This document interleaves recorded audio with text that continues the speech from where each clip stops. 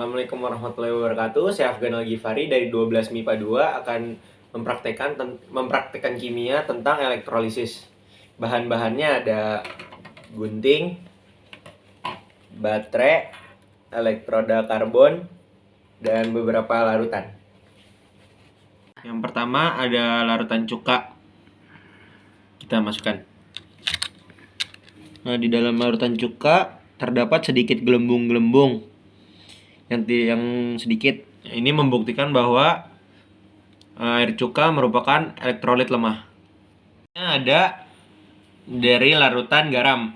Nah, kita masukkan. Nah, di larutan ini terdapat banyak gelembung. Yang ini membuktikan bahwa air garam merupakan elektrolit kuat. Oke, selanjutnya ada larutan air teh. Kita masukkan. Nah, di dalam larutan air teh tidak terdapat gelembung sama sekali seperti di air tawar. Ini membuktikan bahwa air teh merupakan larutan non-elektrolit. Oke, selanjutnya merupakan larutan biasa atau air tawar. Kita masukkan. Nah, di sini tidak terdapat gelembung sama sekali. Ini membuktikan bahwa air tawar merupakan non-elektrolit. Ya, selanjutnya ada air gula. Kita masukkan. Di dalam air gula tidak terdapat sama sekali gelembung yang membuktikan bahwa air gula merupakan larutan non-elektrolit. Saya akan melaporkan hasil dari praktikum yang berjudul praktikum elektrolit dan non-elektrolit. Yang pertama, ada tujuan dari praktikum ini dilakukan, yaitu pertama untuk mengetahui perbedaan antara elektrolit lemah dan elektrolit kuat. Dan non-elektrolit. Yang selanjutnya tujuannya adalah mengetahui jenis dan ciri-ciri larutan elektrolit lemah, kuat, dan non-elektrolit. Selanjutnya membandingkan beberapa larutan untuk mengetahui apakah termasuk ke dalam larutan lemah, kuat, dan non-elektrolit. Yang selanjutnya adalah landasan teori. Yang pertama, larutan elektrolit kuat adalah larutan elektrolit yang terurai sempurna menjadi ion atau mengalami ionisasi sepenuhnya dalam larutan air atau dalam keadaan lebur. Contohnya garam dapur, karena garam memiliki molekul yang dapat terionisasi jika dilarutkan dan akan memberikan larutan tersebut kemampuan untuk mengantarkan listrik. Selanjutnya ada larutan elektrolit lemah, yaitu elektrolit yang tidak terurai sempurna menjadi ion atau mengalami ionisasi sebagian sehingga jumlah zat yang terurai menjadi ion tidak banyak dan menjadi penghantar listrik yang buruk. Contohnya larutan elektrolit lemah adalah asam asetat, hidrogen sianida, dan AlOH3.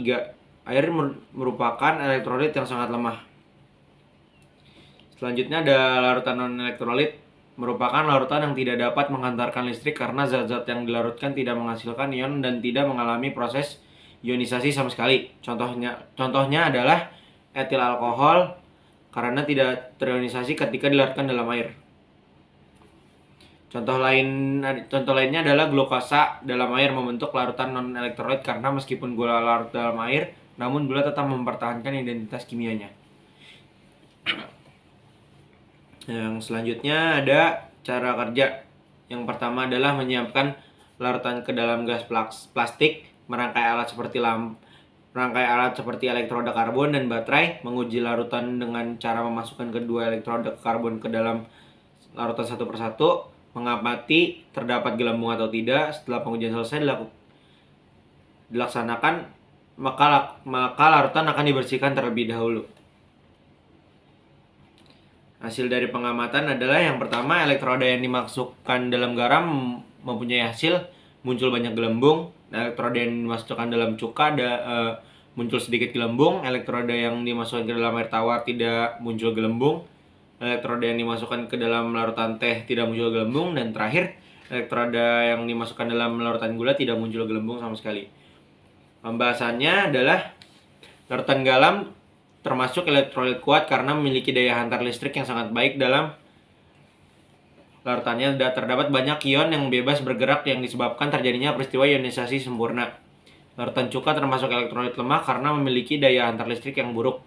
Larutan air tawar, gula, dan teh termasuk non-elektrolit karena zat-zat yang dilarutkan tidak menghasilkan ion dan tidak mengalami ionisasi sama sekali.